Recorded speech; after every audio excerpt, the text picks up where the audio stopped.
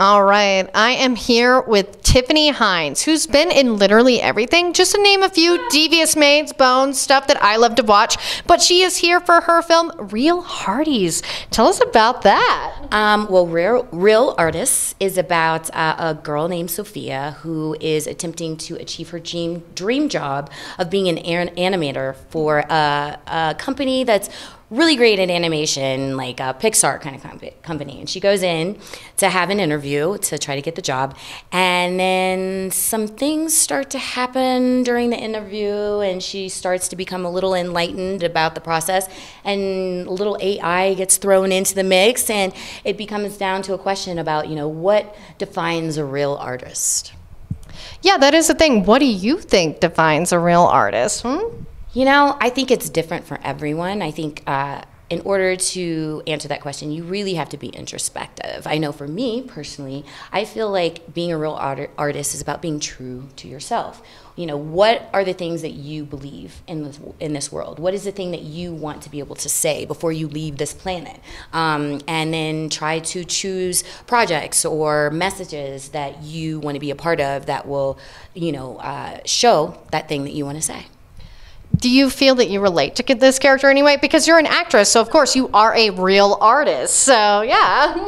I do think there's a similarity in the journey that she went through, where she comes in, she's very naive. When I first came to Hollywood, I think I was fairly naive. I came from Cincinnati, Ohio. I'd never been to any big city ever in my life. And I just packed my futon mattress and my pots and pans in the back of my car with, a few $100s and drove to LA with a dream, And I look back now and I'm like, oh, goodness gracious. I'm so glad that it worked out because it could have, gone so many different ways. But, I think there are so many parts of the journey. The journey is the most important thing, right? So, you go through ups, you go through downs as an artist, but the thing to remember as an artist is that things in life are either a blessing or a lesson. So even when things don't go your way, there are lessons that you can learn from that. And, I've learned a lot of lessons along the way. I love that attitude. I even have a podcast called Mrs. Brightside because I love positivity. So I was like, I'm so glad you were like, yeah, like everything is either a lesson or a blessing. So let's say you have a huge list of IMDb credits and you've been a working actress for a while. Would you say you feel more blessed or more taught? I honestly feel like I have both. Yeah. I really, really do. And I am so grateful for all of my blessings. But, there were definitely moments where I would sit on the couch with my Cheetos and cry into them. So, I think that's part of every artist. And it almost makes you feel a camaraderie with the artists that have come before you, even thousands of years ago. And I feel like that journey, every artist needs that in order to achieve excellence, and you can't achieve beauty without that pain. And God, there's so many quotes that I'm a Pinterest obsessed fool, okay? And I saw something the other day. It said, you have been assigned this mountain to show others it can be moved. And that is another thing that as an artist, we're constantly trying to climb mountains all the time. And, a lot of times people only notice when you're at the top of that mountain, but you as the artist have that journey of trying to get to the top. And you know what? The second you get to the top, you see another mountain, and then there's another climb that you have to do. So I just loved that quote because it just made me think, you know what? You always have to have that mentality. You always have to stay positive, and you always have to keep hustling and climbing the mountain, and then beauty will come out of it. Yeah, and that's such a good attitude to have because, especially with artists, we all get depressed and everything like that. And that's really what you have to do to stick with it, is just be positive because, like you say, there's another mountain coming your way. Right. Yeah. And I think it's true also not just to look at the mountain, because I'm a Virgo, so I'm always like, what's the next step? What is the next place that I need to go? But it's also important, I think I found, to find the joy in the moments when you are blessed, to be like, you know what? I'm going through some really great times right now, and I'm really blessed, and I'm so grateful. And, is there anything I can do for people coming up behind me? Because there are people that came before me, and they've opened up doors for me, especially as, like, a Black actress. Yeah. I have so many people that I look up to that I'm like, wow, you just opened these doors for the rest of us. And, you know, I'm coming into these doors that you open. Now I have to turn around and look behind me and open doors for the people coming up behind me as well. And that's great, because I just think about just a few years ago, Viola Davis was the first Black actress to win a Golden Globe. And it was like, seriously? How is a Black actress never won that? But like you say, you're thinking of the positive side. She opened that door for you to one day win that. And, you know, is there anybody in particular you look up to especially? Well, I mean, obviously, Shonda Rhimes, Kerry Washington, Viola Davis. I mean, they all have really changed the landscape of TV as we have known it. And then, you know, the one person that I am obsessed with, and if I ever meet her one day, I will probably die, is Oprah. I am an Oprah-holic. I mean, you know, especially as women, like, she's so inspirational. She's so amazing. Another person I really love to watch is Will Smith. I follow him on Instagram. He's always, you know, putting personal quotes on there, or not personal quotes, but positive quotes and positive feedback, you know, to other artists. And I love that he does that he gives back to artists. And, you know, I'd like to try to do that as well, you know, as much as I can. But someone had told me, my mentor, actually, I have a really great mentor. She's 70 years old, and she has worked on Broadway. She's worked in TV. She still works in TV, film, you know. And she says, you know, who are you studying with? You know, and a lot of times, you know, it's the 5 people around you. The 5 closest people around you are the people that are reflective of what you're going through in your life right now. So you look around you. Who is around you? Who are your friends? Who are the people that you listen to, who are in your ear all the time? It can even be family. And we love our families, but sometimes they don't understand the artistic journey, and they may say things. And, you know, you can love your family, but still don't study with that. Look at people like Oprah. Look at people like, you know, Shonda Rhimes, and look at these people and study, you know, what is their perspective on life? What are the things that they are saying, how they got to where they are going, and just try to, you know, live your life that way too.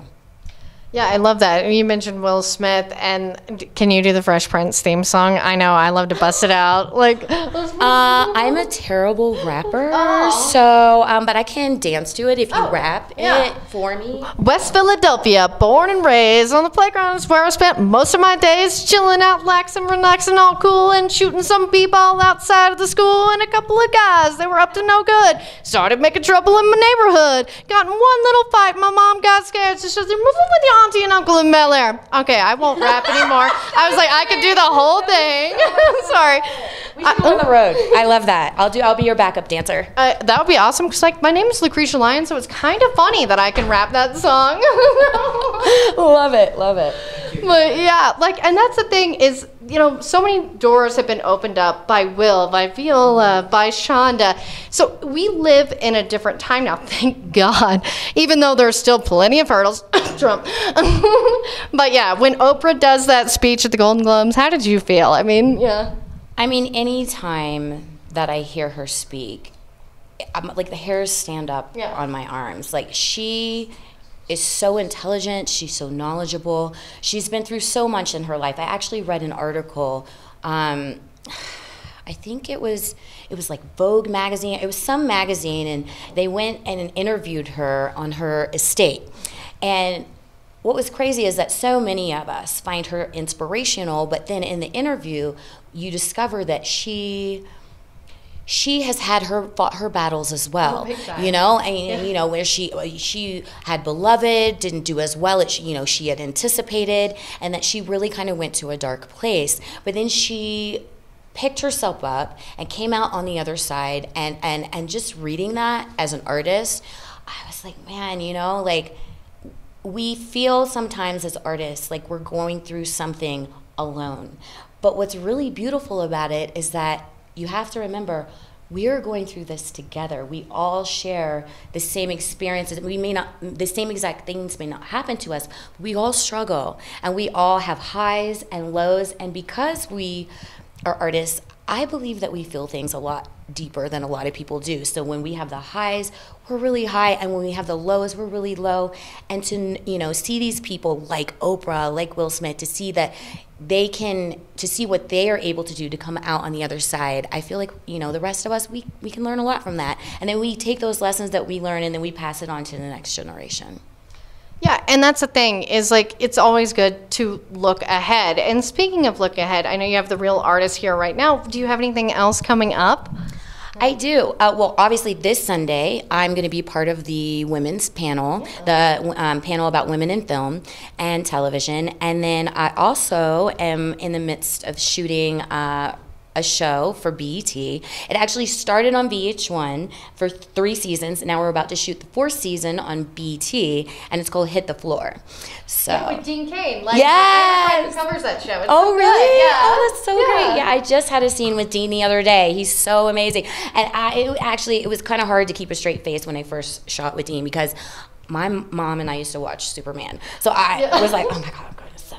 Did you get to see Tom Welling at the bowling thing, the other Superman? I didn't get to see him, but you know what? I did get to work with Dean, and he's a fantastic actor. He's so amazing to work with, and so it was exciting to be able to cross that off the list. And you know, my mother is going crazy right now because she was like, "Oh, you're a Superman!" So yeah, because Lois and Clark was great, and that's the thing, is like, Hit the Floor is a really good show, and a lot of people just didn't know where it was on VH1, but hopefully with BET, it's able to build a bigger audience, because they have a lot of shows that have been doing well on that network, like Gabrielle Union's show. I know. I love that show. Being Mary Jane, I absolutely love, and I love Gabrielle Union. She's such a beautiful and talented actress, and I love everything that she does. So I got hooked on that show. So like long ago when it first started. So I was really excited, you know, to be able to be a part of the same network and, you know, do a show on that network. I think it's going to be amazing. We've got a really great group of people attached this year, and I mean, our showrunner, James LaRosa, shout out to James. He's incredible writing, incredible director, incredible showrunner. He's so supportive of his actors and everybody in general that's part of it, because, you know, we all just want to do a great story and bring it to life the best way we can, and I feel so blessed to be a part of it. Speaking of working with powerful women, you've been on shows like Bones and Devious Maids, who, you know, showcase women and was about women in power. How do you feel being a part of stuff like that? First and foremost, I feel honored and blessed to be able to be a part of something like that. At the same time, I feel like I learned so much from these women that I get to work with, and I'm so lucky to work with. You know, whether it's, you know, the actresses that I work with, or female directors that come in and direct episodes, or whether it's, you know, women who are producers on the show or writers on the show. I get to see so many women wear so many different hats, and I just go, wow, this is incredible. There's a beautiful, amazing movement happening, and I'm right in the middle of it, and it's all around me. So, yeah, it's incredibly inspirational. Yeah, it's like hashtag time's up, you know, we're here, and we're here to do work. We're here to stay is the thing, right? Yeah. So, yeah, as you say, we've talked about your influences, we've talked about your upcoming projects. Is there anything left you have to say, since I love your very positive outlook on stuff? Thank you. I mean, you know, I just think, like I said before, it's all about the journey. And I feel like even in the world today, I feel like we're going through an awakening right now, where we are going through collectively a new journey, where we're all learning from one another and we're all growing together. And a lot of things that, you know, we may have swept under the rug, they're all coming out now, and we're moving forward and becoming better, you know, and I love it. I love it. I think that, you know, it's kind of like growing pains that we're going through right now, but on the other side of it is all light and love and beauty. And I think, you know, in a way, there's a renaissance that artistically coming that we're right at the beginning of, and it's incredible. That it is. Thank you so much, Tiffany. Thank you. Yeah.